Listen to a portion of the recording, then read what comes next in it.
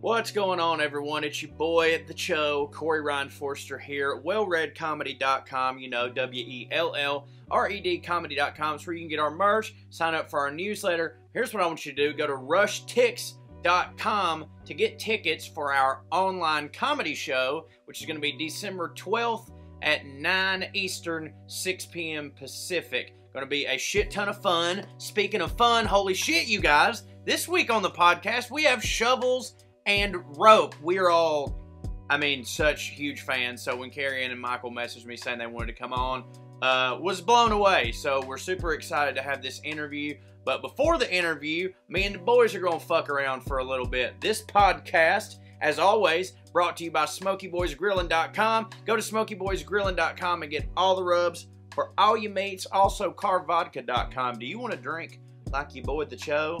Like your boy the show does every 3 weeks, right? We're trying to stay on the straight and narrow. Go to CarVodka.com and carve your own path, you silly butts. As I said, Shovels and Rope will be right after this. It's us dicking around for a bit, as we do. Love you, and come see our damn internet show, y'all. Love you, bye. Skew! They're the liberal rednecks. They like cornbread and butt sex. They care way too much, but don't give a fuck. They're the liberal rednecks that makes some people upset, but they got 3 big old dicks that you can suck. It is. Also, I found out my weather situation is it's fucking snowing here. That's what my word. That's my yeah. That's wow, but goddamn. I know, right? I did not see that coming. That's wild. Yeah, it is wild. It's December, so it ought to be.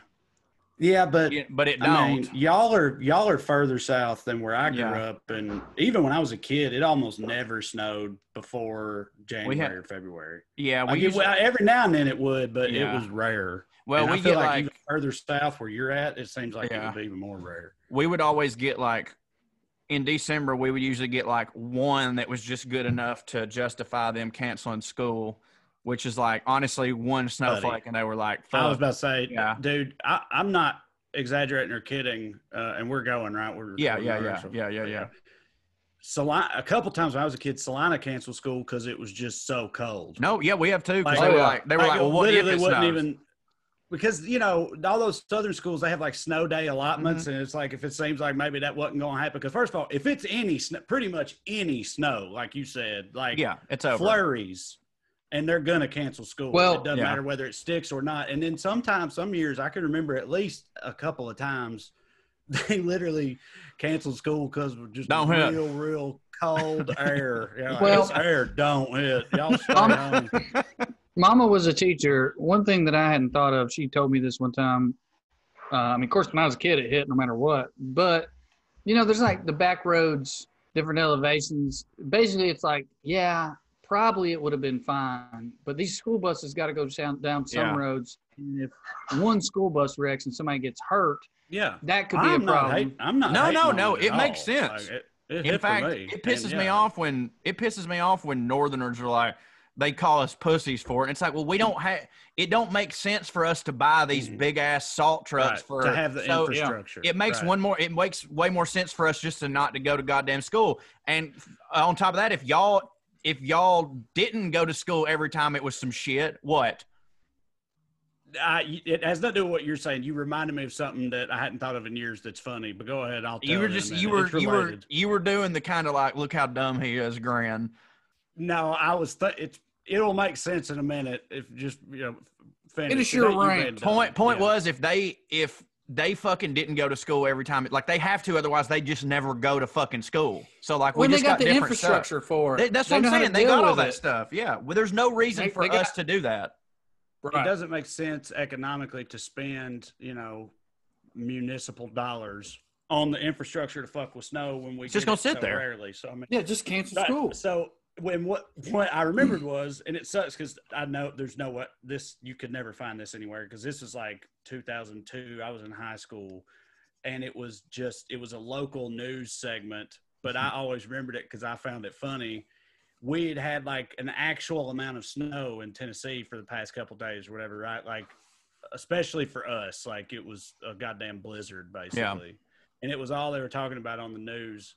And they went to Cookeville, right? They went to Putnam County because they were in a crisis of like not being able to deal with it at all. They were completely overwhelmed infrastructure wise or whatever. They went to Cookeville and were talking to the guy. It's like, I don't know, he's like the highway commissioner or whatever of Putnam County. And they were interviewing him in this like garage or warehouse or shed, whatever, where they keep their salt, like for the salt truck, where they keep all of Putnam County salt. Yeah. And at this point it was down to like a throw pillows amount of salt, like a comically small pile of salt in the floor of like a warehouse. And that's where they're interviewing this guy. And I just remember it was killing, at 16 years old, it was killing me. Cause this old boy was just like in pretty much a dead panic on the news, just pointing at this little bitty pile of salt. Like, that's all there is. That's all we got. That's all we ever get. He's like, it's like, there ain't no more. We can't get no more. He's like, that's it. I don't know what they want me to do with that. You know, they're just like flipping out over this salt that you could see. Don't have to start just scraping them off of crackers. Goddamn, boy, I don't know what to tell you. It was so goddamn funny. There's nothing funnier. I hadn't thought of that in years until this conversation. So that's why I was making that face, because that popped into my head and it was cracking me up all over again. There's nothing funnier than an old boy who can't his job anymore. Yeah. It's like, because it's like everything you are as a man is on trial right now. What do you want me to do? My job is to put out the salt, not spread it. I spread it. I don't order it. That's somebody else. Yeah. It's like that you fucking. Go down to goddamn City Hall, talk to them about this. You want to know why they ain't no more than that? I don't know. I spread it. That's all I do. Me? I did my goddamn job. It's like that dude in his attitude. It's like that dude in Office Space, the dude who ends up getting hit by the car, and he made up the jump to conclusions board or whatever. But before that, when he's getting interviewed by the Bobs, and they're just like basically trying to figure out what it is that he does, and finally he just snaps and he's like, "Look, I'm better at dealing with the goddamn customers. What do you not get about that?" Yeah. Just that sheer that sheer frustration of just like, my manhood and my livelihood are on trial here. He took some information from the engineers. He's like, I take it from the engineers. I give it to the salespeople or whatever. It's like, why can't the engineers just take it themselves? They don't have people skills. Yeah, because I'm better at dealing with the goddamn customers. What do you know? God, it's dude, it's that whole fucking scene, man. John C. McGinley just murders it. But yeah, like every time I watch that scene, I feel that guy so much, because it's just like, look, I can't explain to you what I do. Just understand that I'm necessary. I feel like part of that I say to my wife almost every day. It's a very man thing. I got my manhood put on trial this week, boys. By my Bronco. I went to change the oil, and the plug was rusted and just mush. Like, you know, those plugs are hex, so you can get a wrench around it. This thing had been torn up by the previous owner. And then I realized, even though he told me he changed the oil when he sold it to me, God knows when the oil was changed. So I took it somewhere. They couldn't do it.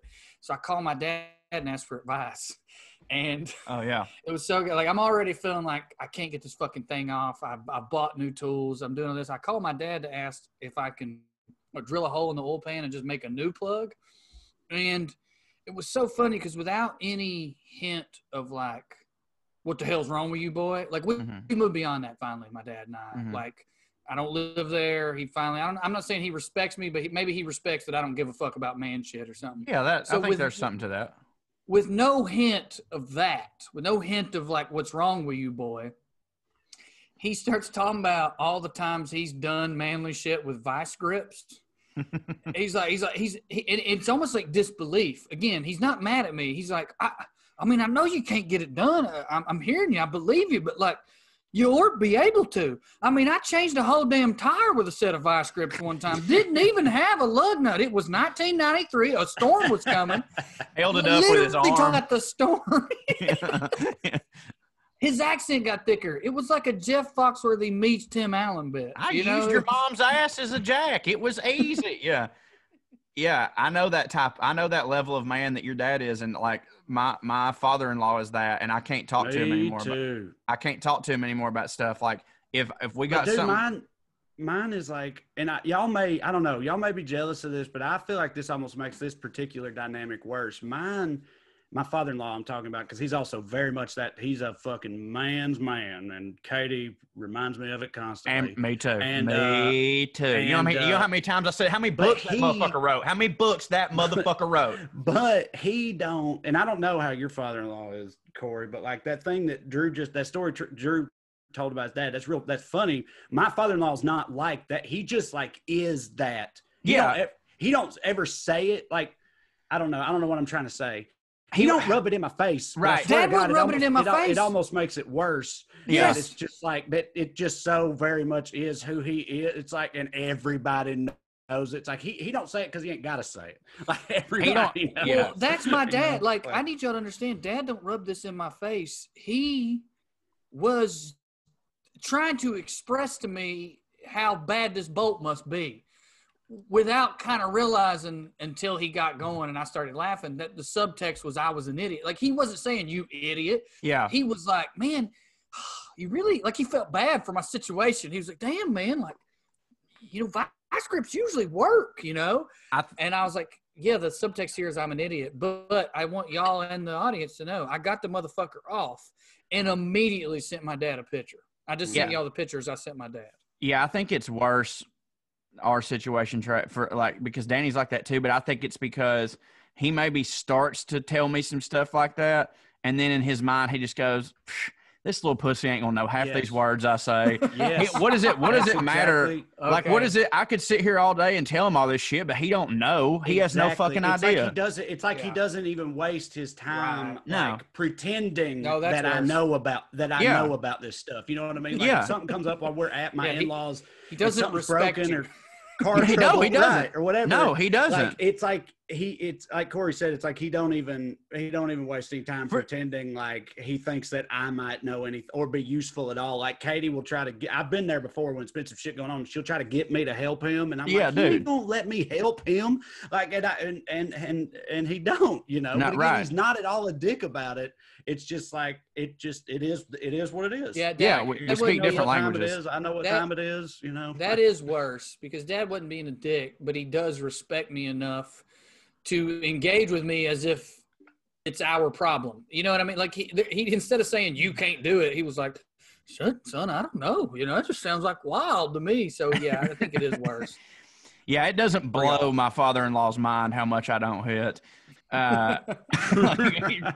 He got it from day one. I mean, dude, he was one of my teachers in high school. Although I just realized the end of that story is I got it all done without getting too much into it. There was plastic in my old oil. Like, I drained it out and there was plastic in it.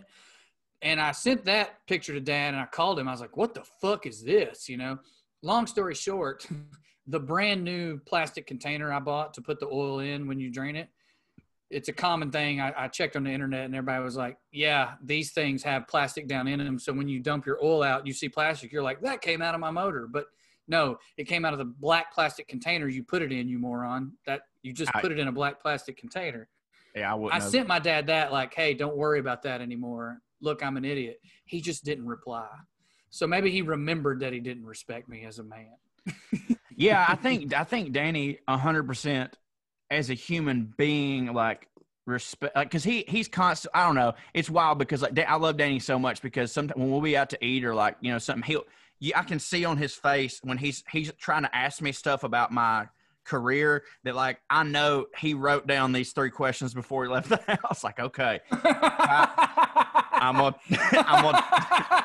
you know, but that's really sweet. No, I'm saying, like, that's sweet. That's really sweet. Like, I know he's trying to connect with me, and, like, this is the only way that we can connect. And then, like, I try to ask him something about what it is that he does, and then he'll start talking, and then he immediately sees just the blankness in my face when I'm just like, oh, God, it's got to be level. That's all I can tell you. It's got to be level, them houses. But, yeah, like, I don't think that I think that he's gotten to a place now where he's like, Danny, Corey, just don't do this type of stuff. He brings worth to the table. It's just not in your traditional penis having sense that he's good at stuff. He's, you know, he's our little Mary, but he's fine, and he provides for my daughter. Now, if they had an intruder, they're both getting killed, but financially he provides for my daughter. I think that's where he's at. Yeah, it's what sports are for. Yeah, right. Yeah, it definitely helps. But I feel like maybe we talked about this on here before, but if we did, it was a really long time ago. So I'm gonna get into it a little bit anyway. But I get really defensive about it though with Katie still a lot of times because like I have rationale for all this shit, and here's what I mean. Like back in like earlier on in our marriage and our relationship, the boys were just born, and I just started the DOE and stuff, and money was much tighter and whatnot. I used to, when shit came up on the cars, like I did them. Yeah. I would do it. Look I did it. Got that bolt off. Yes. Right. I mean, that one time, Corey, when I had to borrow your truck to go to that comedy Dalton. festival because I broke down in Dalton or whatever. Yeah.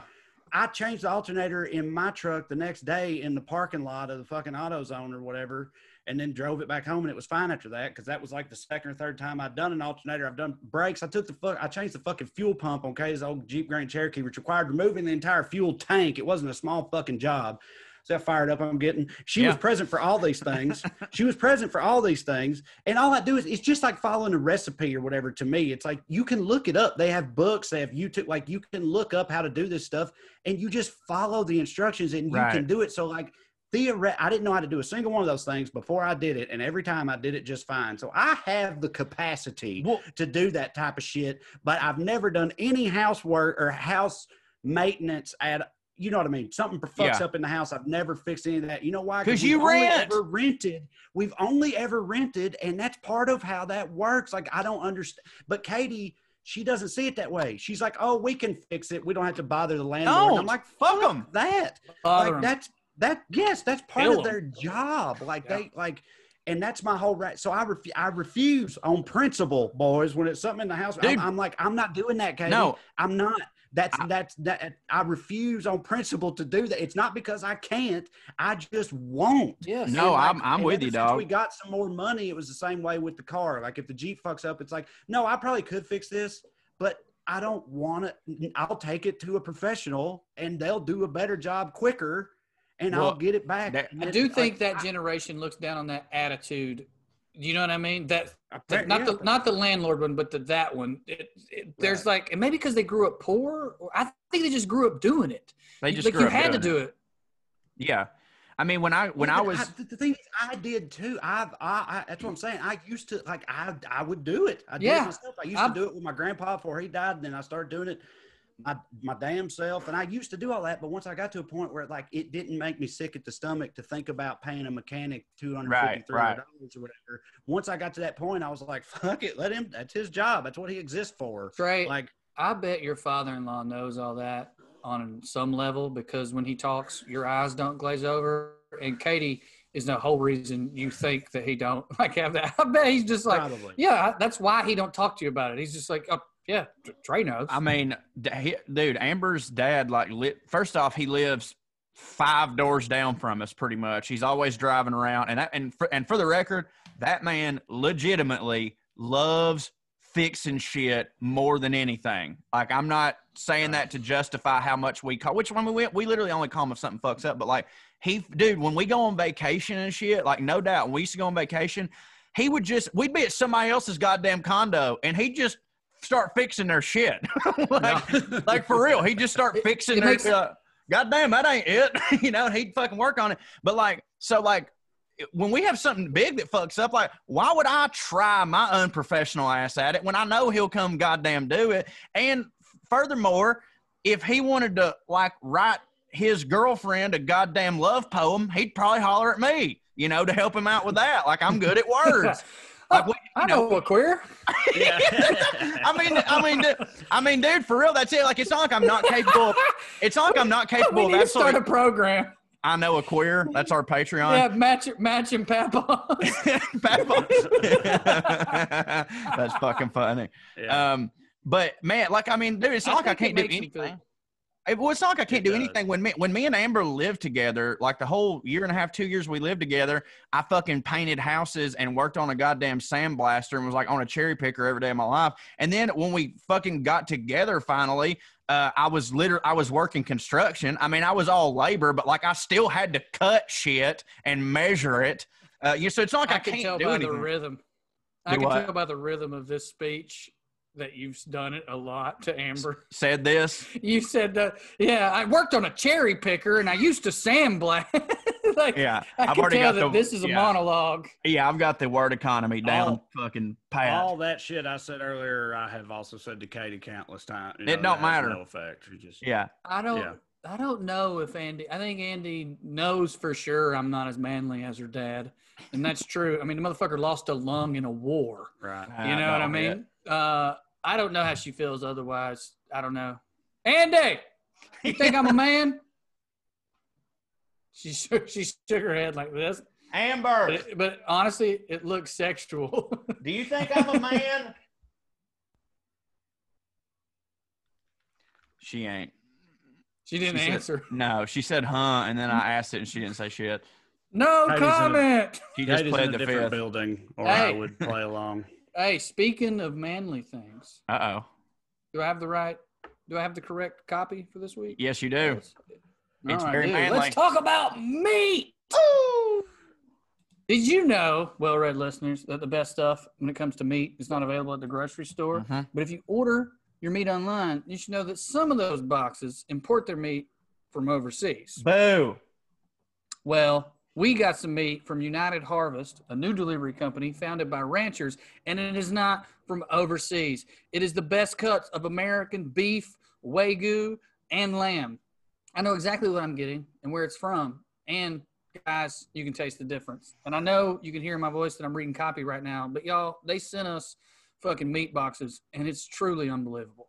Yeah, if you've never gotten the meat box delivered to your house, I highly recommend the experience. I mean, I told it last week during this copy, I didn't know it was coming. That made it hit tenfold. So maybe if you want to get get drunk and order it, get drunk and order some meat so you're not sure when it's coming, I highly recommend it. But it's premium cuts. I got ribeye steak, very marbled, hitting New York strip, Wagyu, top sirloin, and lamb chops and all kinds of shit. And the flavors out of this world because premium quality is built into every step of United Harvest's sustainable farming process. They don't have any hormones, no GMOs, no unnecessary antibiotics, none of that horse shit on the United Harvest farm. Yeah, Joe. guys. And since United Harvest farmers are right here in the USA, there's no imported meat from halfway around the world like some meat delivery companies do. Y'all know who you are. Just premium cuts of premium meat delivered overnight. Guys, I actually almost sent this to y'all in a text the other day, but I was like, no, I'm going to save this from when we're actually reading our copy. This box of meat has meant more to me and my family than almost definitely anything in the pandemic. Like, I've been moved to tears every time I go in there and I'm sure that United Harvest didn't think, I bet these boys run through this meat in about 5 days because we got about 3 weeks worth of meat. But son, every single day has been meat Christmas. You truly can taste the difference. The ribeye was absolutely unbelievable. I ate 5 hamburgers this weekend by myself. Didn't even need a bun. It was tremendous. I mean, sincerely, like, I made the, I don't know if y'all fuck with the pork belly yet. No, I'll be honest. I'm a little bit intimidated of that because I've never done pork belly myself. I need to figure out how to do it. It's the easiest thing in the world. I've got a recipe that I use because I did ramen with mine. I made pork belly ramen, and dude, I just put it in the oven in a Dutch oven, also in the oven. With some oils and some butters and stuff like that. Let her go for about 4.5 hours on, I believe, 350. And that son of a bitch, dude. I also made, oh man, I could talk all day about this shit. I also, we had the ribs and the brisket, and I took the ribs and made the ribs was what I made the broth with for the pork belly ramen that I ended up making. And then I had so much pork belly left over that I ended up for 2 days in a row just waking up eating pork belly and eggs. My point is, guys, this company don't make nothing that don't hit. It's absolutely tremendous. I'm doing the lamb this week. So here's what I want you guys to do, WellRED fans. Go to UnitedHarvest.com. That's UnitedHarvest.com. Enter the promo code WellRED, WELLRED, and get 20% off site-wide with your order of $50 or more. That's UnitedHarvest.com. Use that promo code WellRED at checkout. If you value quality, flavor, and convenience, which I know you do, check out UnitedHarvest.com and be sure to use that promo code WellRED for 20% off of your order of $50 or more. Sincerely, guys, I can't say enough good things about them. Just talking about it right now, my mouth's watering. I want to go in there and eat another hamburger, and I'm definitely going to them lamb chops. Yes. So do that. Check out United Harvest. Also, check us out on the internet, telling jokes, doing another computer show. Joe may have mentioned it up top already, but just as a reminder, December 12th at 6 p.m. Pacific, 9 p.m. Eastern. We're going to do another Rush Ticks show, which, again, I feel confident saying if you were there last time, yes, you know that there were some very brief technical difficulties up top that got taken care of and will not be a problem this time around. And I think and hope you would agree that after that, it was a good time and was funny and we was hitting and stuff. I certainly felt like I was hitting. I hope I was hitting. And this one, we're excited to go a whole nother round with it, and it's all new. Don't worry about seeing the same jokes because you won't see any. We've committed to that. It's in 3 short months or however long, 3 or 4 short months.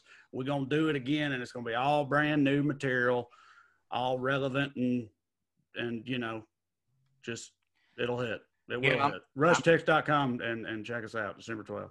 Yeah, man, I'm super excited about it. And if you're wondering whether or not you should get tickets to that show, December 11th is my birthday. So if for anything, do it as a birthday present for your boy. Birthday present for the show. Don't disappoint the show. Don't make the Buttercream Dream cut a promo on your ass. I'd hate to see it. I believe too. in you guys. Which, by the way, you can get over at Cameo. There you go. Check him out. Check her boy out on Cameo. Yeah. As Cho also said during the intro, I assume, we've got a little bit later in this episode a wonderful conversation with Shovels and Rope, a roots rock Americana, just all around hitting band from Charleston, South Carolina. So that's coming your way shortly. But first, before we get to that, I wanted to at least do a brief update on Cho's health, as we've been doing somewhat frequently lately, because I know you had quite a reset this weekend, if I'm not mistaken. Biggest one so far. Yeah, so why don't you tell us about that and the aftermath? Because you seem to be barely alive yesterday. And this is based on just on text. He sent like maybe 3 texts. He ignored 1 million, and all he said was something about how dead he felt. And he just I could feel his deadness through the text medium even. Yeah. So I would like to hear about the experience. I guess I missed those because the gaps between the texts. I really thought you had gone into a retreat or you were meditating. I didn't even realize you had let us know, dude. Oh, no, completely opposite, man. Like most of the time, if I'm ignoring the group chat, it's just because I'm rooting. Well, I don't even know what I was trying to say. I'm recording my critically acclaimed podcast through the screen door. We have odd hours and we record a couple days a week. But yeah, if I'm so fucking dead that even with my phone in arm's reach, just from the couch, I couldn't, dude. I was so fucking hungover, I couldn't even read y'all's text. Like my eyes were dried out. So what happened was it wine? Yep. I drank an entire box of Chardonnay. That's like 5 bottles. Yeah. Here's the problem with that. Yeah, buddy. Is that Franzia or like Boda Box? Boda Box. Because I think no, actually, Boda Box is a little less. It's egregious. a little less. Yeah. No, Franzia's. That's a job there. That's fucking, yeah. That's your wine. Or drank more wine than that old boy had salt. Yeah, dude. I mean, but so yeah, I guess you're right. Boda Box is probably more like 3.5 bottles, but dude, still. Yeah. So yeah, like I hadn't drank in about 3 weeks. I was feeling good, and again, for those of you that are just catching up on this journey that I'm on, I've decided that I like being sober, but I found that about 3 weeks is when you sort of level out and sobriety just becomes the norm and you aren't really feeling the benefits anymore. So every 3 weeks, I like to get absolutely slaughtered, drunkard, and fuck, and and remind myself of how much I like being sober instead. And I've always kind of had the fear of like, well, dude, one of these days, like you're gonna remember how much you like being drunk. It's what's going to happen. And so far it could not be further from the truth. But Saturday, man, like I almost didn't have a choice. Mike Tyson was fighting and so Snoop Dogg was commentating, dude. So like, it was one of them that started out like I had a glass and I was like, you know what? I think I'm fine with just this nice glass. we'll just take it easy tonight. There's no point. Hey, listen, just because you're resetting doesn't mean that you have to feel absolutely terrible tomorrow. And then Snoop Dogg got on commentary and said, oh shit, fam, this like watching my uncles fight at the barbecue. And I was like, oh, this gonna be lit. And so I got turned up, man. Like Snoop Dogg started performing. He did Gin and Juice. I think Wiz Khalifa was there. I don't even remember. Like I was so goddamn hammered. It was just like super hype. And it was one of those, like, you know, when you listen to country music or you start watching real violent shit, it's like your throat gets like a couple inches wider. You know, all the shit just pours down it so much easier. I drank that whole goddamn box. And then I ate 20 milligrams of weed, mistake. Oh my God. Word? Yeah, but did you say 20? 20, but 20. But my thing is, and this is true, if I'd been stone cold sober and I ate 20 milligrams of weed, I'd had to go to the hospital. But when I add it to drunk, it just makes me more drunk. And I sat up after the fight and I watched Christmas Vacation and I just fucking laughed. Boy, I laughed. Did you get nauseous or the not till the next? No, I went and I thought everything was good. I went to bed and I woke up and vomited twice harder than I've ever vomited in my life. Like I thought it was just gonna be like a little, and I about took off the toilet lid, like fucking bow. And sore? Yeah. Oh yeah. First time in years. Yeah, man. No, it was fucking bad. And then so I puked. And I woke up at like 7 a.m. vomiting. Then I got back in bed and I couldn't get out of bed till 3 o'clock in the afternoon. And I don't mean like I was asleep. I meant like if I moved in any direct, like I had to lay perfectly still, or it felt like people were literally just like smashing my head, like just it's the worst hangover I think I've ever had in my life. And I finally got in the shower and I drank like a whole half a bottle of CBD oil, which got me too fucked up. And I took some dirt and then I puked all that up. I took some of my dogs. I don't know how strong your this CBD is yesterday. This is during the hangover. Yeah. Well, the CBD. Anyone not versed, that's a CBD overdose. Yeah, yeah.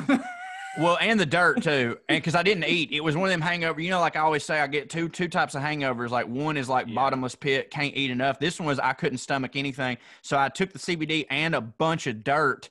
It was the dirt that did it, and also some of my dog's cough medicine. I drank that because like lean. Yeah, like it was lean.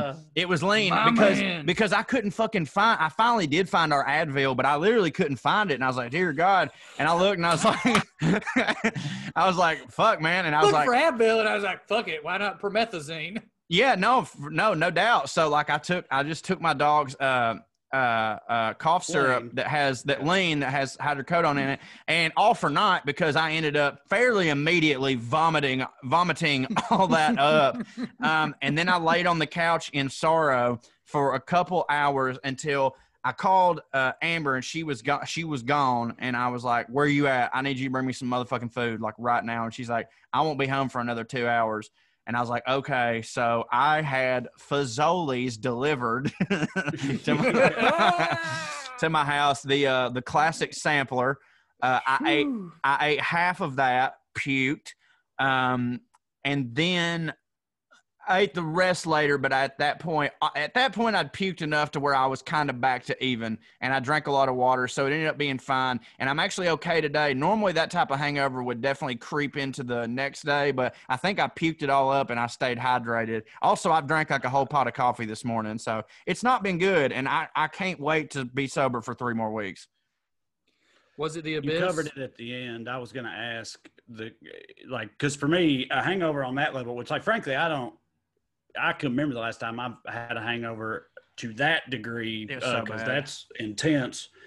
But at this stage of my life, a hangover that bad would absolutely continue into even the following day. I know. I'm not saying I felt perfect this morning.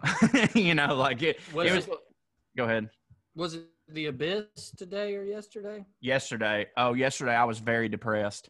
I was super depressed, and I had to I didn't do the CBD overdose situation, but I definitely was like every 2 to 3 hours was taking another dose to kind of even myself out. And I definitely had to like multiple times yesterday, I had to like out loud go, it's your endorphins. Everything's fine. Everything's fine.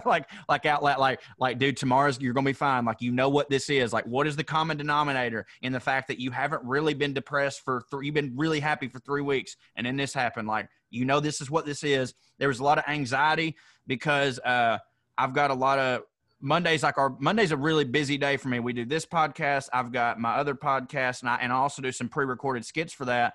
And I had a bunch of cameos that I'd put off. And it was one of those things where I just had to realize, like, dude, you can't do this shit no more. You can't, because you spend all day drinking, there's 24 hours gone. And then you're hungover, there's 24 hours gone. You can't fucking give up 48 hours of your life without the next day. You're going to be anxious this whole week because everything's thrown the fuck off. So congratulations, you fucking dumbass. You've done this again. So, like, I don't know. Right, but that's your goal, isn't it? It is the goal. goal. Kind of your goal with the reset. Yeah, I think I'm going to do 4 remind weeks. yourself of that. I think I'm going to do 4 weeks this time. Okay. I mean, 3 is Why good, not? but like, You said it, but I want to hear more about at the end of the 3 or 4 weeks, what's going on where you want to tempt the hangover gods? well, it's like well, no, to me, it's like, this is like part of, like, this sounds like an addiction. It's like the first 4 to 5 days of getting sober feel like a drug. And I miss that. There's a reason it sounds like an addiction. Just for the record.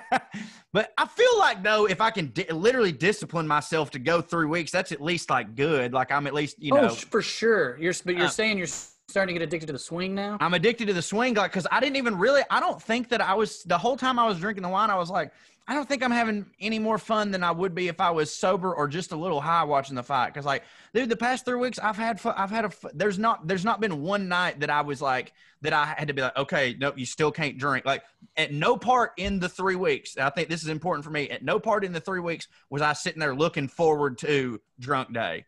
You know what I'm saying? This is so spectacular. What I'm hearing is you have gleaned no benefits from drinking. You realize you need to do it for your career, your health, and your happiness. But just so you can feel the opposite of hungover for 3 days, every few weeks, you're like, yeah, but being sober don't hit as much anymore. For sure. Phenomenal. You just even out. You even out. And also you get to get drunk. And I mean, the getting drunk part does hit. So you did have fun getting drunk. I had fun getting drunk, but I remember consciously being like, I don't think I'm having enough fun for what I know is going to happen tomorrow. Like, it's always easy when you have the hangover to be like, it wasn't worth it. But I remember actively, like, while I was drinking, being like, this isn't enough to where tomorrow's not going to feel like a huge fucking letdown. Like, it sucked, man. Yeah. Like, and I've also realized, like, so much of my depression and anxiety is just like partying too much and lack of sleep and like I still have it. Like, it's not like when I'm completely sober, there's not days or moments where I'm like the void creeps in, but like it's so infinitely less. And like, I'm just fucking sick of feeling that way. Like, it sucks. It's no fun. It's less frequent for me, but when the anxiety does come and I've been sober for 2 or 3 weeks, I've noticed that it's bad. Yeah. That it's like, oh, these are my real feelings or whatever. Yeah. Trae, I wanted to ask you about this. Corey, you don't do dirt much. I do now. Right? For the past about 3 or 4 weeks, I've dirted every day. Well, I've stopped. One way I haven't been drinking hardly at all, too. And the one way that I can do it is to not ever dirt when I do drink. Because of what you just talked about. If I take dirt when I drink, there's a 0% chance I'm having 1 or 2. Mm-hmm. There is no part of me that goes, okay, but is this 4th beer worth it? Because of tomorrow, every part of me goes, I'm going to do what I want. I feel good. You know what I mean? Yeah. For the record, I think it should, just to be transparent here, I think that's a large reason why I'm like, I don't think I'd be having any more fun because, like, dirt makes me feel good. Like, dirt, I could just hang out. But it doesn't lower your inhibitions? A little. In terms of drinking? No, I mean, you mean if I take dirt and then decide to drink? Right. Oh, you mean if you take dirt by itself, it helps. It makes it easier not to drink because you feel good. I think maybe. Well, yeah. I didn't like initially mean that, but now that I'm thinking about it, it's like, well, dude, it's not like you've been like you know, you can't count it stone cold sober if you're fucking doing dirt. But like, yeah, to me, I'll take a little dirt. And you know what? And this is weird because I used to feel this way too. Maybe it's a different type of dirt that I got now. You remember our whole thing on like, you know, if you dirt once, it's hard to re-dirt. Like you can't. Yeah.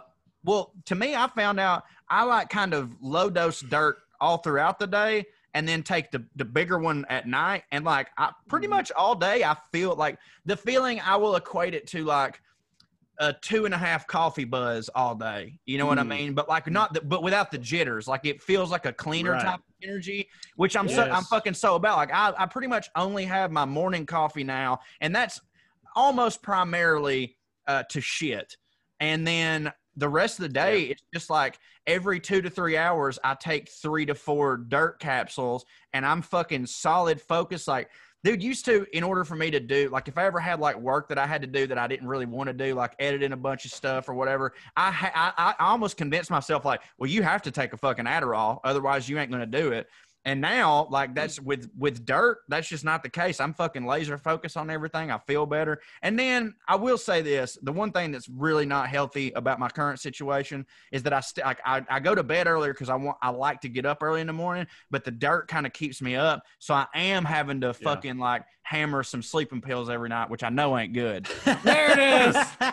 There it is. I mean, hey, it's not Ambien or nothing. Only the Cho's sobriety journey includes like all bottles these of drugs. CBD, dog lean, dirt all day long, and I do have to pound some sleeping pills too. It's Goodies PM too. Like it's the most trucker fucking. Yeah, that shit works, boy. That shit. Trae, I want to hear you talk about dirt and booze and the interplay, but I also want to say, related to what you just said, halfway through that, I remembered his bit. Yeah. Where he very Mushrooms. innocently, without realizing why it was funny, was talking about, I've been sober lately, and you know what makes it easier? Doing mushrooms. Doing mushrooms, yeah. Dude, you ever been sober on mushrooms? Hits. Before we move on, I want to tell y'all. I want to tell y'all what the gas station lady said to me when I last bought Goodies PM. She was sitting there talking to me with her mask on her bottom lip. So almost. She's also putting the germs on the mask into her mouth. Yeah, so it's real close. And I put like 5 packets of Goodies PM up there, and she just looked at me. This is a corporate gas station too, by the way. Like they got rules. And she just looked at me and she goes, "Boy, you better have your goddamn ass 1 foot in the fucking bed. You hear me?" I was like, because it works. I was like, "Yes, ma'am. I use this all the time." She's like, "All right, beep." But like, just so cavalier, just said exactly that. I told you that go on after this because I have no point to say in this other than it's a gas station lady screaming. But y'all remember that time I told you that I walked into a gas station as this guy was walking out of the gas station, and the only thing I heard was that the gas station lady go, "And fuck Kyle Busch." That cracked me up. They'll just say, and that was also like, that was a MAPCO. Like that was some corporate shit. It wasn't like mom and pop gas station. I run this motherfucker. Like she was wearing a name tag. You know what I'm saying? That reminds me of the only altercation I've ever seen at I haven't been to Bonnaroo in years, but I went to 5 straight Bonnaroos, and it's like all peace and love and shit for the most part. And the only altercation I ever saw there was I saw this dude I didn't see the initial altercation. I just saw this like fucked up guy being drug away by security from this other dude. And they drug him right beside me. And as they were drugging him away, the dude screams at the guy who'd been fighting. He goes, "Oh yeah. Well, fish fucking sucks." Got him. Got his ass. It's always hit for me as a memory. Dirt, it's I feel like that Randy Quaid clip that I share frequently. I've been saying it for 10 damn years. But when you take it, is it harder not to drink? It is for me. No. But oh wait, hold on. Yeah, are you saying like when you take it, is it harder not to drink? Meaning, do I crave alcohol? You don't mean that. You mean if I'm dirting and I'm drinking, is it hard to not just go off? I want you to answer both, but it's both for me. No, to the first one, no. As a matter of fact, when I first got to fucking around with Kratom years ago, it was insanely helpful to me in cutting back on drinking and stopping drinking for a while and shit like I did. Like, to the point where I was like telling Thompson and whoever else like that was the ticket. But I realize now it don't work that way for everybody. But it helped me stop drinking and drink less tremendously because of what Corey said earlier. It's like the dirt makes me feel fine enough that I don't need the booze. But having said that, since I've gotten my drinking very, very completely under control and have a good handle on my relationship with dirt, you know, it does hit for me to do both, and I don't feel Both hits. Both does hit. Like when we have shows on the road, it's both every time. Buddy. It's both every time, and I don't feel like Kratom makes me less capable of pulling back or stopping after only a couple drinks or whatnot. I mean, maybe, but I don't think it's that pronounced of a thing. I just started, you said that, and I started thinking about having 3 drinks, taking some dirt, and then murdering on a show, and my pulse quickened. That's God what's up. damn. I think that dirt just gives me a lot of what Cat Williams referred to as the fuck it. Mm-hmm. When he was talking about how black people need to smoke more weed because it gives you the fuck it. I think my thing with dirt is just once I start to feel good, and now I can't talk myself out of feeling good. I want to feel better. A beer will feel good, and I know another beer will feel good, you know. Yeah, no, I get that. Well, I don't know. Should we go to the interview now? I think we should. Yeah. Mm-hmm. Now that we've forayed through our consciousness of alcoholism and depravity, welcome our guests. Yep. Joe, are you gonna?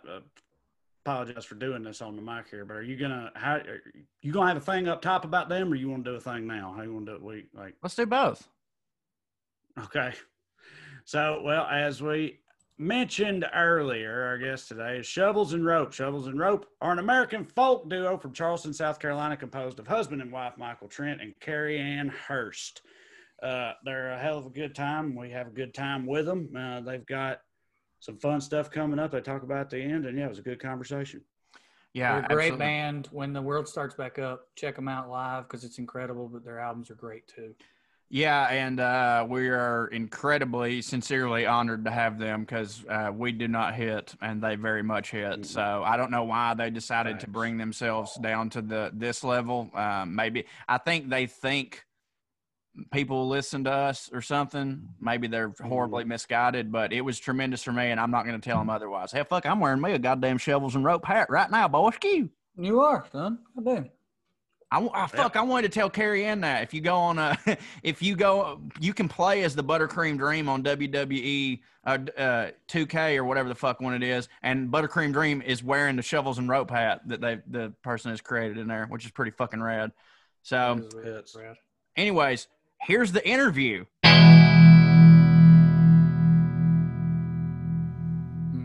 So yeah, it sucks. Ladies and gentlemen, great day on the WellRED podcast here. We are thrilled, humbled, shocked, I believe I would say. We have Cary Ann Hearst and Michael Trent from Shovels and Rope, everybody. What's up, guys? Hello. Yeah, look at there they are. I can't believe y'all let us cut.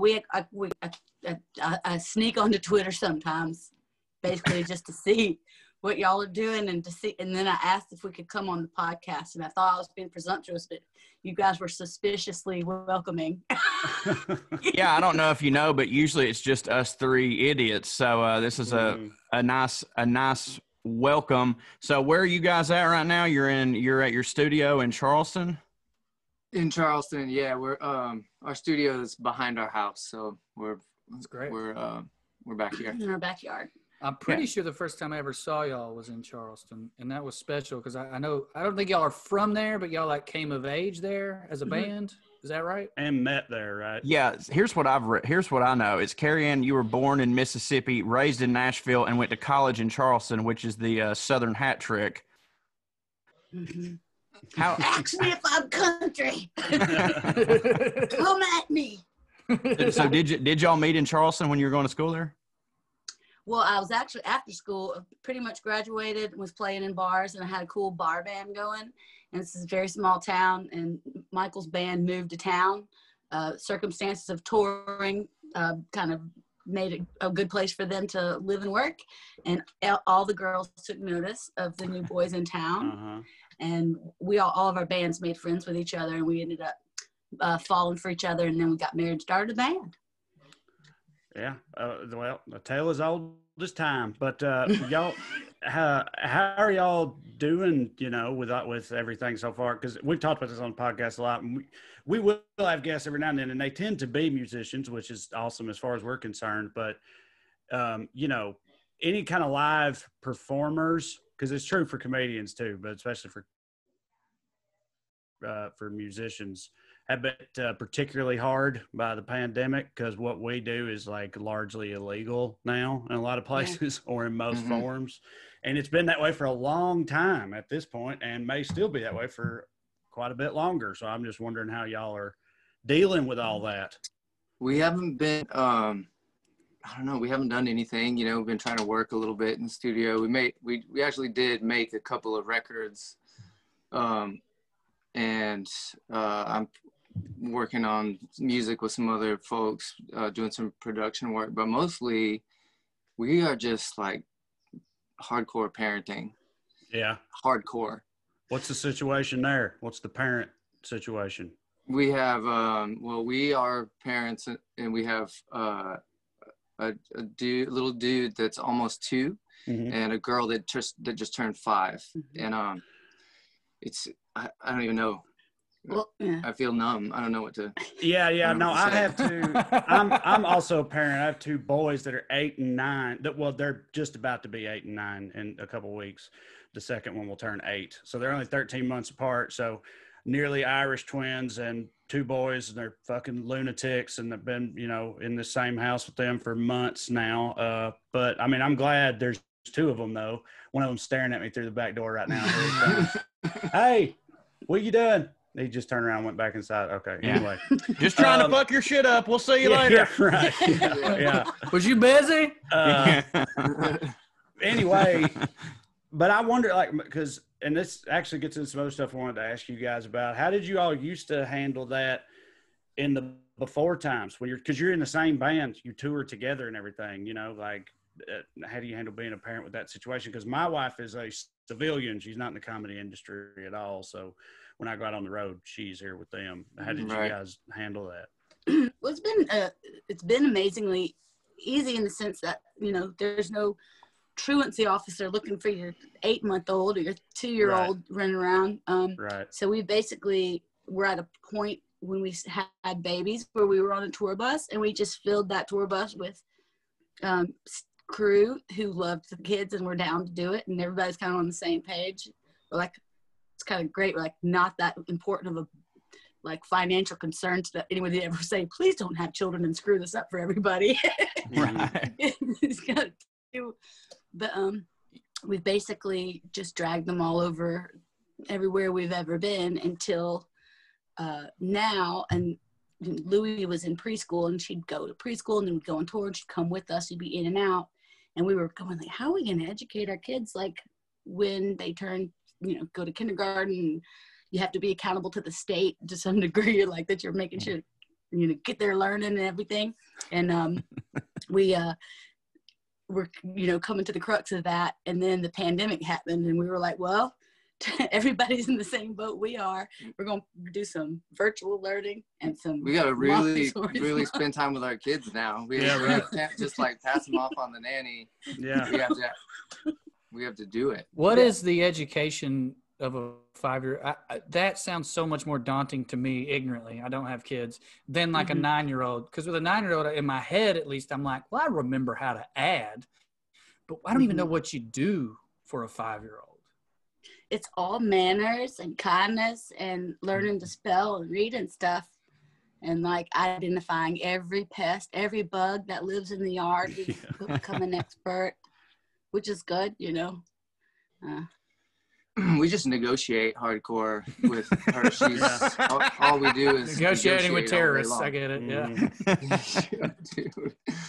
Oh man, she's like, it makes me really proud. Later, you know, but when we're in the thick of it, it's just like, beats you down. There's no, it's, you know, you can be having like a regular argument, you know, facts going back and forth, and then because she's 5, she can just say whatever she wants, and just turn the whole thing on its side. And then you're like, what? And you can't win. There's no. Yeah, it's like arguing with a born again Christian, I find. It's the same. Just out of nowhere, they're like, well, it's mysterious. I don't know what to tell you. Fuck! Yeah, they can pull that card out whenever. We've talked to other people before that, you know, lived on the road and stuff, a tour, but they were like they were in a relationship, but not with someone in their band, right? With just someone else.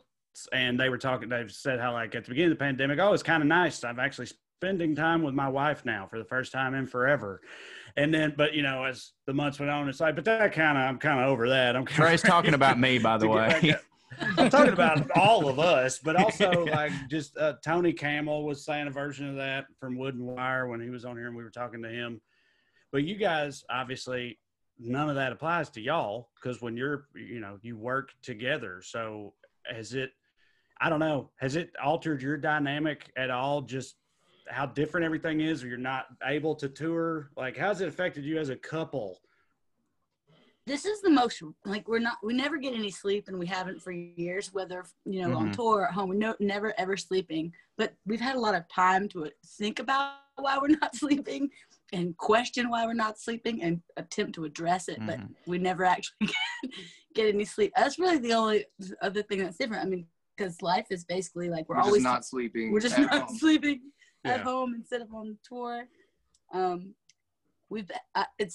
There's been so much time, you know. There's been Michael and I divide and conquer our day all throughout. We're just like, there's hours where I'm the number one parent and hours he's the number one parent, and each of us has office hours. And there's just like a lot of going back and forth. Like the regimen is definitely something that exists at home, and on tour has its own regimen, as you know. You live by load in and load out and catering availability out there. But here it's, you know, we're living what I suspect is like civilian life, you know. Like right.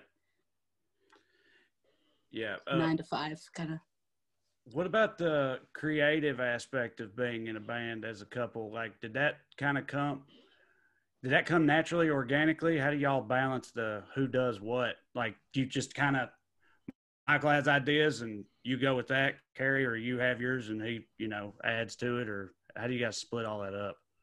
We do, I mean, I guess as far as studio stuff, I take care of most of like the recording aspect of what we do, but you know, writing and just bringing songs to the table. We both, you know, bring songs and bounce it off the other one. And sometimes it's like, hey, I got a whole song, check it out. Or it's like, hey, I got like a little nugget of I have a verse or a chorus or something. You want to pick it up from here and see what you can do with it. And at the beginning, maybe it was a little bit, you know, not as natural because we'd both just been the bosses of our own things, you know, up to that point. And, but then we decided to do this together. It was like, you know, we kind of navigate that a little bit, like whose job is what. And then, but now it feels really, it's really natural, easy. Is it natural and easy for either of you with other people, or is it mostly just with each other that you're able to do that? Oh, I have so far. I've never really been able to write with anybody successfully yet. I have some co-writes with some good friends of mine, like people I grew up with, but like in a commercial sense, I've never really had much experience with that. But Michael's done quite a bit of it. Yeah, I like taking, like if somebody's stuck, I like to kind of pick it up and see if I can finish something for them or help them finish it. That's like producer brain. Are you very funny? Because I could use a lot of that. No, super boring. Yeah, we all have a bunch of stuff that really needs to be finished. We started the shit out of it. Yeah, if you got a sibling who does comedy or something, I don't know. That's interesting. Do you guys ever collaborate on comedy, or is that just like a one person? Is that just you and your mind? It's usually a one person thing, but like comedians do. I think stand up. Yeah, I think it depends on, like, stand up comedy is almost always pretty individualistic for the most part. But all the other types, like we've done sketches and shit together, scripts together. Like there's a bunch of other types of trying to be funny, and a lot of those other ones are extremely collaborative. That don't mean that you're great at that or enjoy it all the time or whatever, but a lot of them will definitely work. Stand up though too, like kind of like what you were saying, and like maybe it wasn't like a true all the way co-write, you just kind of pick something up and finish it. There are times when you're writing a joke, everybody has different rules, but like usually it feels like it takes about 50 times telling that joke at least before you're like, all right, this is it, I got it, this is how I got it. And sometimes you've got it, but you're like, it just needs something. And one of these guys will like throw you a tag that you didn't think of. Like you'll come in the back and they'll be like, hey, what if you said this instead of this or this instead of this? So like in that sense, like comics are always throwing each other tags. Like hell, comedians that you barely even know each other, if you're doing a show, just feel such carte blanche to come up to you and be like, if you said this, it'd be funnier. And a lot of times they're right. And we use them. So like it is collaborative in that. Like, I don't know if like, obviously surely to God, no songwriter friend of yours would watch you perform a song and be like, hey, you know what also rhymes with that? That seems like that would be weird, but like it is pretty collaborative. Well, it's known in our world that the jokes are always changing and we're allowed to change them. And I guess you're allowed to change songs. One thing that I'm a little jealous of in quarantine is that y'all can finish a song at home. We almost need the audience for our rhythm. To compare it to music, I always say the audience is my drummer. With, you know, like I need the beat to figure out where everything goes. Unfortunately, I think we tag each other's jokes less because we spend so much time together. I honestly think strangers do it more often because it's like a fresh mind hearing your jokes. We've heard each other's jokes a million times, and we collaborate so much on sketches. You know, like I feel like if I sent Corey a 3-minute recording of a new joke, he'd be like, fuck you, dude. Like, we have so much work to do today.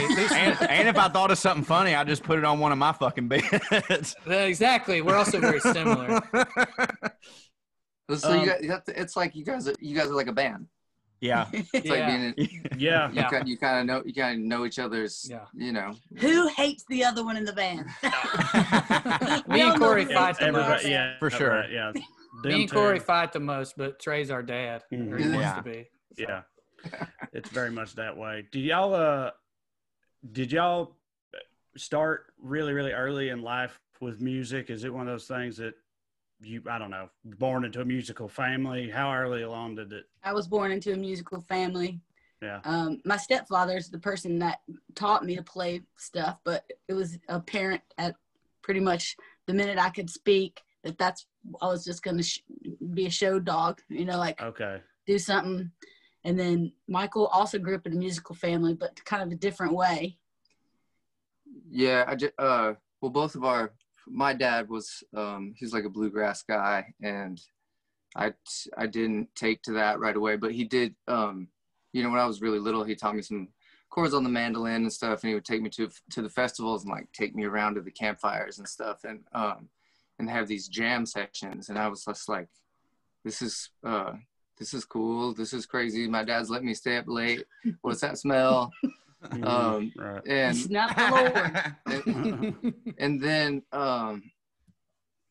yeah, I don't know. I guess like I sort of fell away from the kind of music that he liked because it all, you know, like bluegrass music kind of all sounded the same to me. And I was just, you know, I was like a dickhead teenager. Yeah. And I wanted to do whatever he was not doing, you know. Right. And but yeah, I guess like to answer your question, we both have kind of been around music all our lives. I started out on piano when I was I don't know, super young. But that's pretty common, right? Good never like really good at it, but I think, you know, like that's when I sort of learned that I could pick songs out by ear, and I kind of could tell where it was going, so I would get worse at reading because I could kind of just figure it out without that. And right. I don't know. How common? I feel like that's pretty common. That sort of version of the experience. Like it seems like I feel like not a lot of people who end up being, doing it professionally come to music like later in life. And by later, I mean like just starting as an adult. Like, is that accurate? I mean, you guys know way more musicians than I do. Does that seem to be how it typically goes? I feel like, and I'm probably wrong about this, but the only one example comes to mind. I feel like Chris Christopherson, maybe. Okay. Became a musician. The second coming of Christ is the only one who could do it. Yeah. I think I could be wrong, and I don't want to cast aspersions on him because, well, let me say this: are musicians defensive about this? If I say no, they better shouldn't be. About what? About like if I say somebody I think came to it late, if it turns out he's been playing since he was 10, do you think he'd get mad or whatever? No. I mean, everybody's. I don't know. I think that like anybody who's doing it is kind of lucky to be doing it, to have found some kind of a way. I think BJ, and I'm no better at guitar than I was when I was 10, so you wouldn't know the difference anyway. I think BJ Barham was a writer his whole life, a lyricist, but he didn't start singing until he was like 20 or 21, maybe 18. But he when he told us that, I feel like he said, that's why I sing and write the songs and the band does the rest of the work or whatever, So I don't know. Interesting. Yeah, I guess I never got interested in singing until later. I don't know, 18, I guess.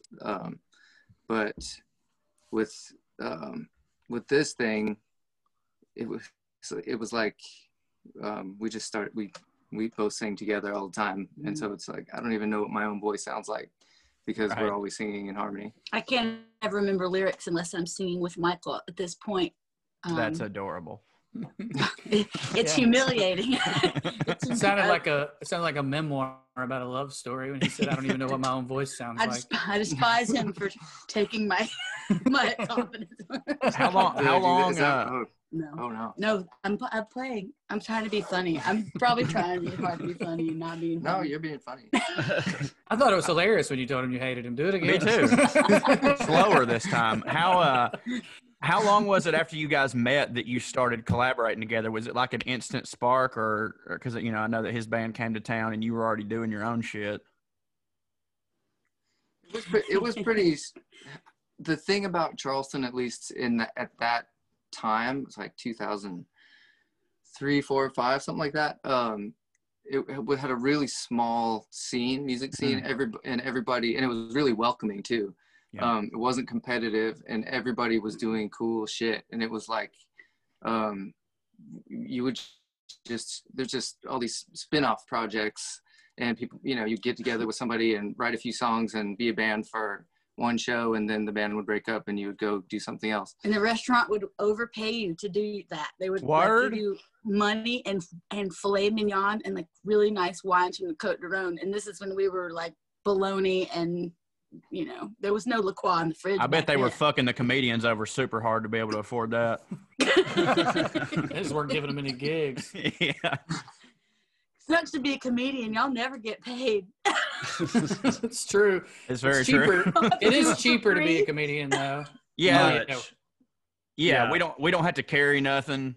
Your load in is easy. Your load in. Just us. We just walk through the door. The only thing we carry is our hopes and dreams on our goddamn shoulders every night. Yeah, which lately are lighter and lighter as the days progress. Yeah, for sure. Speaking of which, as the days progress, I know that we're doing hey, shameless plug. We're doing an online show December 12th, rushtix.com. You can grab those tickets to see us. But have you guys done, I know that there's starting to be, I know BJ, we were talking about American Aquarium. They've done a couple social distance shows. Are you getting out in those waters? Are you doing some online stuff? What does it look like for Shovels and Rope in late 2020, early 2021? Yeah, so we did some cool shows in Charleston. It was a venue called The Bend, which is an outdoor space that I'd never even heard of. And then we have some great promoters here in town. Charles Carmody at Charleston Music Hall, which I suspect if you've ever played a gig in Charleston, probably where y'all would play. We did. We have. I love that place. Yeah. And they basically turned on a dime and made a situation where I can't remember how many 10-foot square with 4 people in it. And you basically brought your own charcuterie and booze in your cooler, and you could party as hard as you wanted right in that little spot. But if you left your spot, you had to take a mask, wear your mask. And they did it. And I can't speak 100%. Like, did anybody ever get COVID that night? It hasn't come to our attention. It seemed really safe. It seemed really safe. Well run. Yeah. That's good. And it felt really good. Jason Isbell did a couple of nights doing those. St. Paul and Broken Bones did one. But that's the only thing. We did 2 nights in our hometown, and then we had one thing scheduled up the road in Columbia, and then it got canceled because of a storm. Yeah, we've had to cancel some gigs. It's very odd as a performer. You grow up like following rock and roll, or in our case, like Lenny Bruce or something like that, and it's like it suddenly becomes illegal to do what you love, and some part of you's like, fuck that. I've been wanting to break the law to pursue my art, but in this case, people will die. You know, like like I've noticed. So some of my friends in New York, they were doing illegal shows, and they had this like very like Black Flag punk rock mentality about it, and I'm like, so I think it used to be that art got shut down because it was scary to the man, not because your mama was gonna die. So it's such a weird time to like, you know, have to accept that you can't do what you love. You know? Yeah, I mean, that comes down to just the reasoning for it. It's like you gotta protect people. You know, it's just like a human decency thing. And I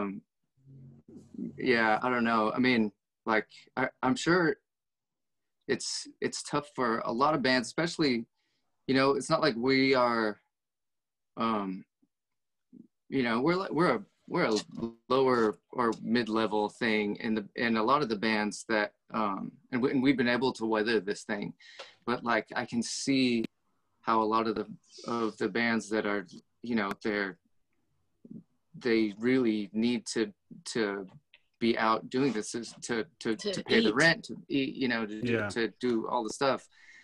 It's got to be a real challenge and like a mind fuck, because you're like, you know, trying to think of ways that you could do it and to be safe, and you know, it's just like sucks to not have a job and not know what to do about it, you know.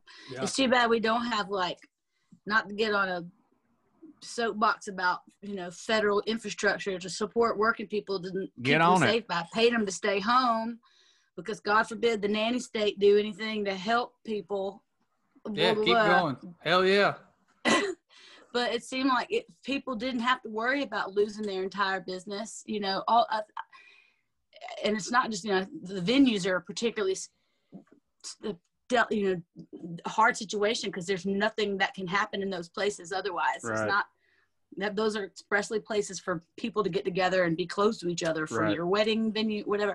But like, just the idea that that there's people who don't have a choice to be able to stay home, and they got to go to the meatpacking plant, or they got to go to the, you know, every person that's buying my Instacart groceries, like my little inner commie, my heart is just like, you are sacrificing your, you know, you're putting yourself at risk for whatever you're earning so that I can stay home. Like, I'm gonna stay my ass home. I'm gonna keep my germs out of the mix. And maybe someday we'll have a situation where people don't have to worry that they're gonna, you know, starve or not be able to go to the doctor, or that they're not gonna have their electricity on, or that they're gonna get freaking expelled from their homes. They're evicted from their homes. Oh my God, don't get me started on what they're doing in South Carolina with all that. But yeah, hopefully maybe that'll change in the future, and we'll think about it like after Second World War, when they got the National Health Service in England. It's not perfect, you know, it's had its struggles, but everybody had some kind of access to wellness, something. Well, that whole it's not perfect, but it's not nothing thing. Like, I feel like when I say we, I mean one particular party struggles with the thought of, like, anytime you're faced with, hey, what if we had socialized medicine or whatever, they go, yeah, but there would be some problems. And so the response is, so we'll do nothing. So not a thing. Right. Like, if we can poke holes in anything, then we just shouldn't do it. If it's not completely flawless in our inception of it, then we're just not going to do it. And that's ridiculous. And I find myself, like, catching my words sometimes because I've been fortunate enough, been fortunate enough this year to be able to make money from home and to have some different types of revenue and stuff. So it's like so easy for me to be like, stay home. But then I know some comedians who they're not as fortunate as me. And like, I know they're sitting there going, I hear you, Corey. We'd love to, but we can't. Like, we have to do the show. And I'm like, right, it's not any of our faults. The fucking goddamn, I don't want to be one of these little liberals who's like, the government should take care of us all the time. I'm not saying that, but like, my Lord. This is the time. This is the time. Right. And also if like, you're going to talk about, hey, we live in a consumer driven society. I hear you, but don't you want to have more consumers in a couple years than less? Because that's what's happening. You're going to have less people to buy your shit. Where if you just give us all the money to hang out in our house for 8 months and fucking Scotch guard all the benches and shit or whatever the fuck you got to do, like we'll probably come out the other side of this. But again, they go, well, there's a couple problems with that, so we'll do nothing. And it's just infuriating. Mm-hmm.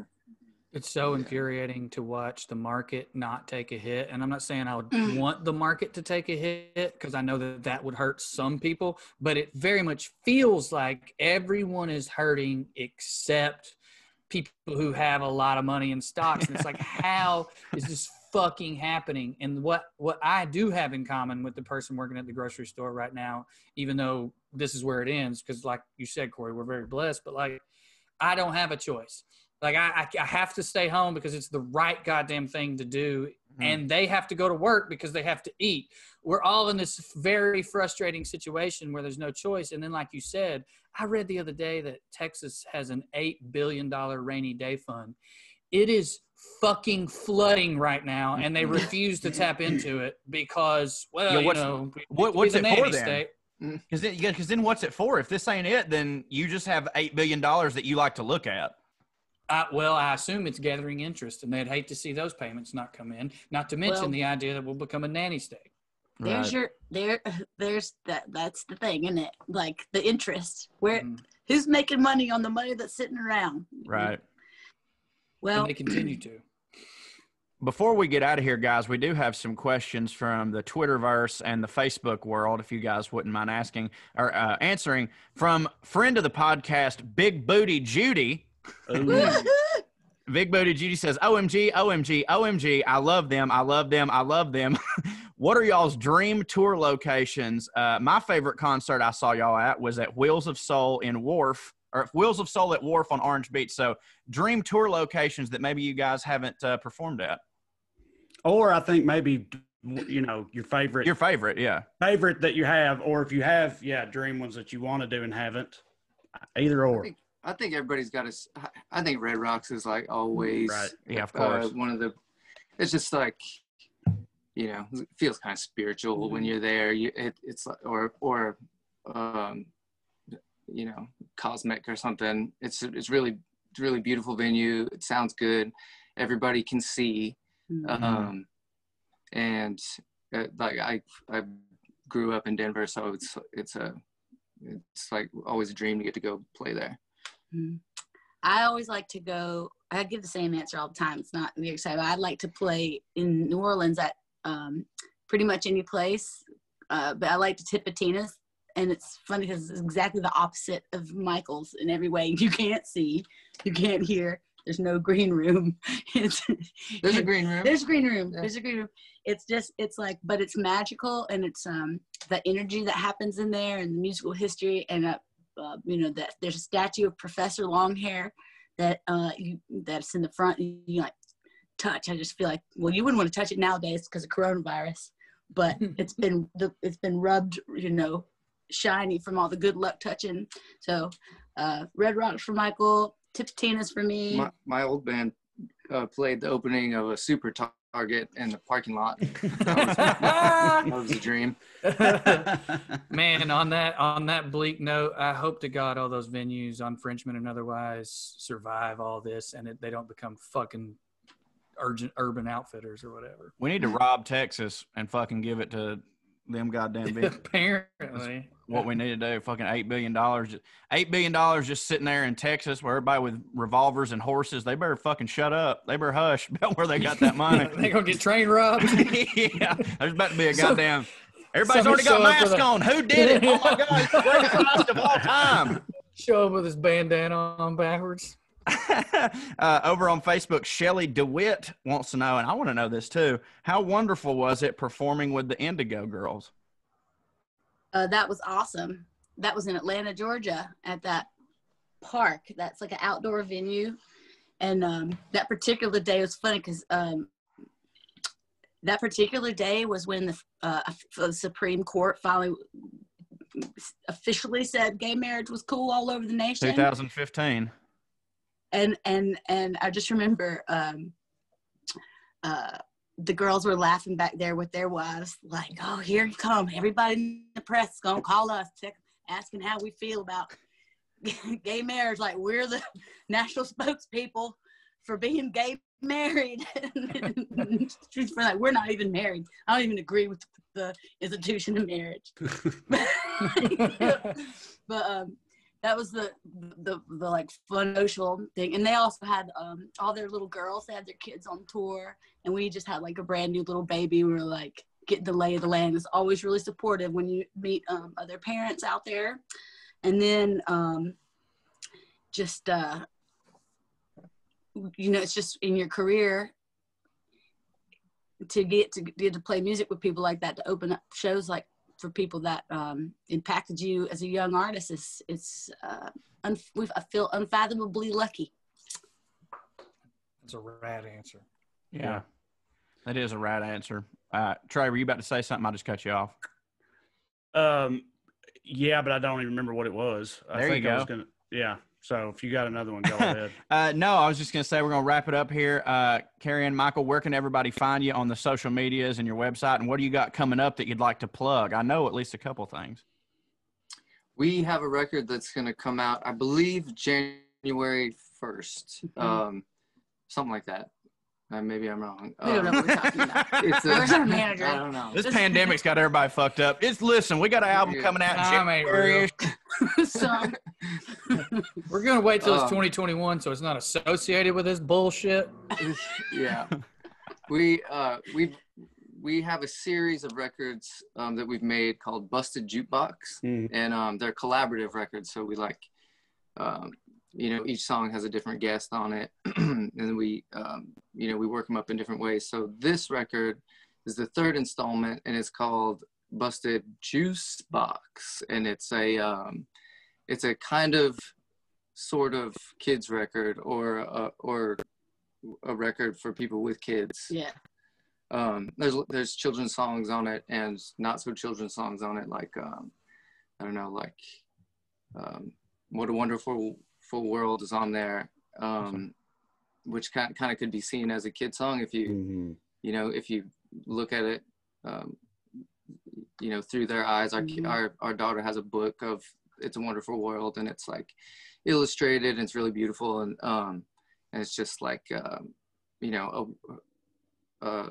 if you look at it from that perspective of gratitude, it'd be a really beautiful thing. And so we have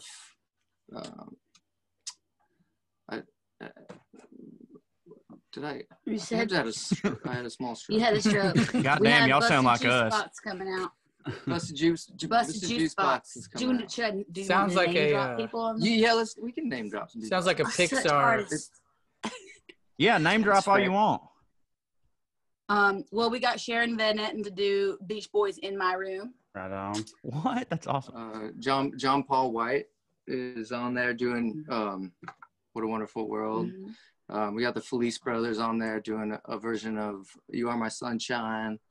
Your boy T. Hardy Morris from the Dead Confederate in Athens, Georgia, is doing Everybody Hurts by R.E.M. Keeping it for you. I know for y'all Georgia people, for y'all Bulldogs fans. We've got M. Ward on there doing My Little Buckaroo. It's a cool record. Yeah, that sounds it's awesome. really pretty and sweet. It sounds like a Pixar movie of an album where the adults love it too. Yeah.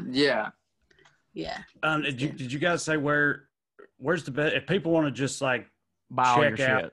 Yeah, everything Shovels and Rope. What, just go to your website? How should they go about that? Shovelsandrope.com. There you go. And sometimes we'd be snooping around. We have Instagram and Twitter and stuff. But one thing we used to do all that ourselves, and I've had to take a little bit of a wellness break from it, as most of the world probably has. And so kind of, but we're still active on those things. I'm interested in like checking out Patreon and stuff, but shovelsandrope.com is where our central hub is. And, and, you know, we try to be inescapable, but these days it's like, wow, where are we located? What do we do? Yeah. I don't know. Like social media, I don't know how you guys are with social media, if that's like necessary evil. I would call it a necessary evil evil for sure, as far as I'm concerned. Yeah. I can't do it. I feel bad, you know, and also there's just no time. I feel like to do the stuff. So we kind of partner up with our manager, and we'll do, you know, write some posts and have him, you know, do the rest of the work. But yeah, it is necessary evil, and it's you know, it's like one of those things where you don't know, like you can be going through your thing and you'll read the most beautiful thing ever somebody has written, and you're totally moved by it, and then right next to it is just like, Sue farted. Yeah. Farted. I wish ours were like that. Yeah. Yeah, no, you're 100% right. And if you're like me, like I'm immediately consumed entirely by only the second thing. Like I could read 50 of the good touching ones you're talking about, and I just read one, you know, calling me a blood traitor, secret Jew, or whatever, and it's a real thing that happened. Yeah, I always feel it necessary to tell people lunacy. he didn't pull that out of the air. That's a point real out. thing that happened. Yeah, Point out that Trae's not that good of a writer. those types of things. Well, I'm just afraid people are gonna be like, "Why did he say Jew like that?" Right, It's like because that's how it was said to I got him. accused. Yeah, I got it's real, accused it's of real. Yeah. accused of being a Jew by the internet, like a rite of passage for my generation, I guess. But anyway, It's also that those things are in reply to the beautiful, moving thing. Decency has become political. Just being decent, sincere, and vulnerable has become just, you know, like you said earlier, we can't do shows because people will die. What? You fucking sheep? God damn. It's not just people are like, I disagree with you, but thanks for thinking of other people. It's like, you are what's wrong with this country. And I'm like, I can't. If I am, then take me out of it. Or if dare say you're like, hey, we're going to do a show, but it's going to be social distance because we're trying to be safe. Then somebody's like, look at this goddamn virtue signaler. You couldn't just say it without pointing out that you're being responsible. You had to say that, dude. It's like, fucking Jesus. You're pointing out virtue right now by calling me out on this shit, you fucking lunatic. Well, yeah. I've gotten over the virtue signal accusation because I realized one day literally everything on social media is signaling your virtues, positively or negatively. Yep. It is the only reason to be there. You're absolutely right. I'm doing it. And it sounds like I'm a better person than you, person who's screaming at me because I like masks. All right. I appreciate my social media feed. It's funny. I guess the algorithm has basically figured out it's basically y'all. Well, that sounds awesome. Feed, plus like a couple other people. We should just text message. Well, that's what I Let's just be friends. You could send pictures. But then I wouldn't see all of Corey's buttercream dream. Oh, he'll send clips, them to you. and I wouldn't see. I'll send Drew them to on you. stage. Who's making fun of the Charleston accent? That was me. Whose bit was that? Oh boy, you nailed that shit. I was crying. I was like, you just. Anyway. Yeah. I'm gonna play this for my wife next time we get in a fight because she's a huge fan of yours. Screaming into the ether of the internet, like I Hopelessly, thoroughly enjoy fruitlessly. it. I'm sorry that you have to put up with it, what you do, but thank you for doing what you do on behalf of Southerners like myself. I feel like I'm screaming with you. Well, goddamn. We'll all scream together. But yeah, likewise, we appreciate y'all as well. Yeah, no better place to end than right there. Yeah. Ladies and gentlemen, Cary and Hearst and Michael Trent, thank you guys so much for being here on the WellRED podcast. I like having guests. This is nice. Yeah. Shovels and rope, everybody. Thank you guys. Thank you guys. Thanks, y'all. Thanks, y'all. Well, well, well.